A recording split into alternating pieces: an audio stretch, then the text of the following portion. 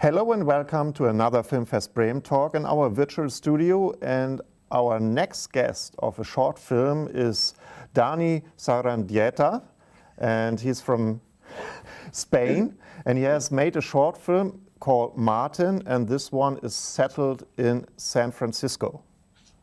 Yes. So, how came up the idea to make such a movie in San Francisco? It's far away from that point you live, actually.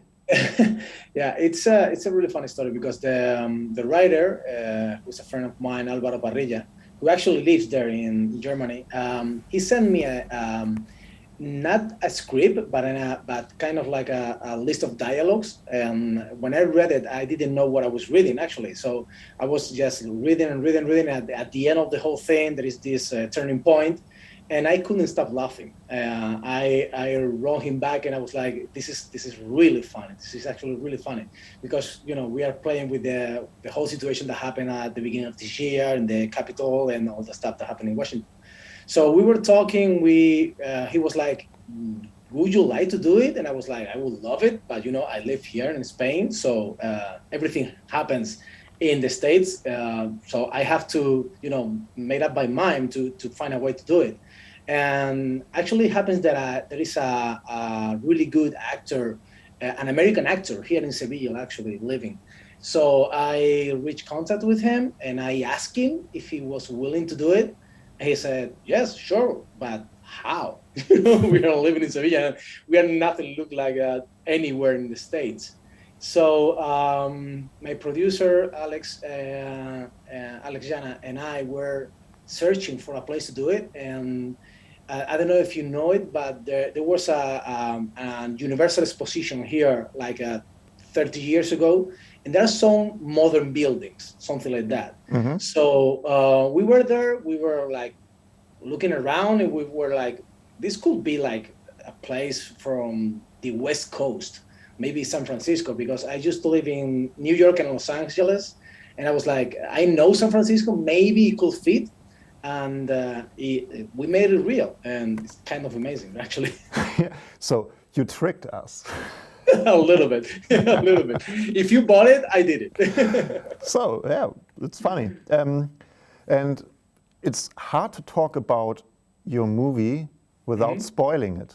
Don't worry about it. You can spoil it. Don't worry about it. Okay, I hope most of the viewers of the talk have even viewed your film before. So. Because otherwise they're not gonna be surprised. Yes. Okay.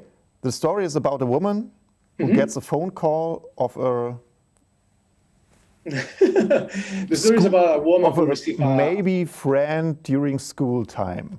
Yeah, something like that. Yeah. Someone from her past. So and then there's a very weird development in their talk at the phones, and and suddenly there are a lot of breaking points, surprising points in the dialogue, and suddenly there are gunshots, and that made a lot of with the viewer.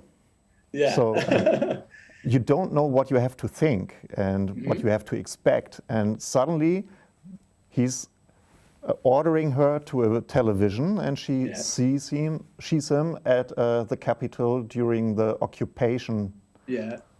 And he's like, do you remember when we were teenagers and you said, I will go out with you when you become the president of the Congress? And it was like, yeah, here I am. So that's the whole joke. And when Alvaro sent me the idea and the script, I was like, because it was a really short film actually. It's 4 minutes long or something like that, around 5 minutes, and everything happens in just one phone conversation. And our main goal was like, if we can trick the audience, if we can make them think that something is happening, but they don't know what it is really happening. And at the end of the whole thing, the last 30 seconds, we turn that situation that happened at the beginning of this year into something funny, into something unexpected, into something that it's another point of view. Let's just put it that way. we made it. We thought we would made it. So with the main actress, with the Path and the help of the other actor, the Ken, we could build that thing up. We can make that weird situation working not only for the characters but also for the viewers. Mm. And it's very weird, absurd, and kind of ridiculous at the end. Actually. How he stands there in the Congress of the Capitol. That was the whole idea, because when I read it, I remember that because for me that situation that happened over there in Washington was like, maybe this is the beginning of the end of the world, something like that, because it was really, really bizarre, really a really tough situation to watch it. And Alvaro he manages to find a funny point of view of that and turn into something really, like you said, something like really, really weird. And that's what works for me. Yes, and I think it's important to tell that kind of stories in a ridiculous way, because you have to laugh about them, you have to make them funny in that way.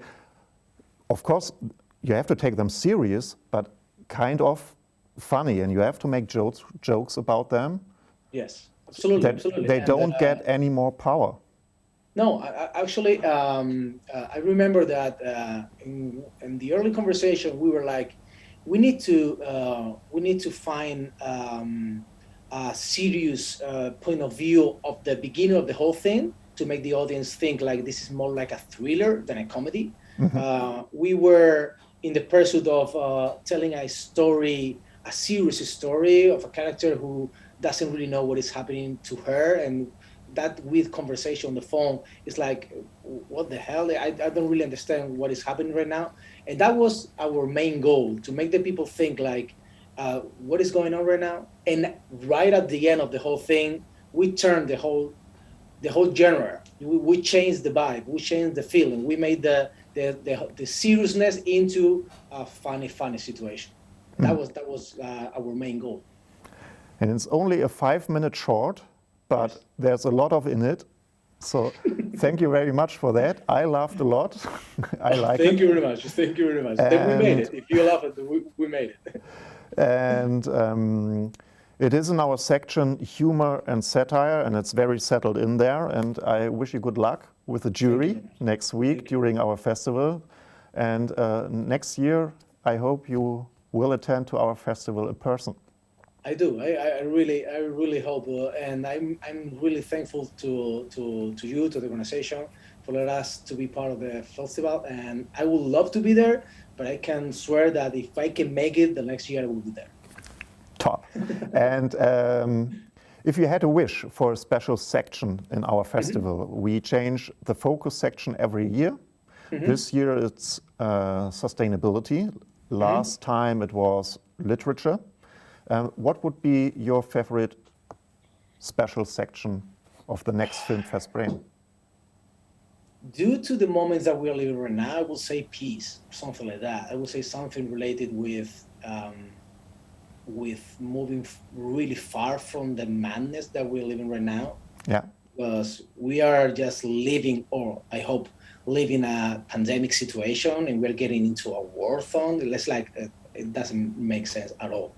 So maybe if we can try to go that way, just because, you know, the children and all the people who are behind us, they need a world to live, and I hope it's not like this, actually. Yeah, me too. Thank you for your words. Thank you, Dani, and thank you very much, and good luck with your film. Thank you very much. Good luck. Bye. Bye.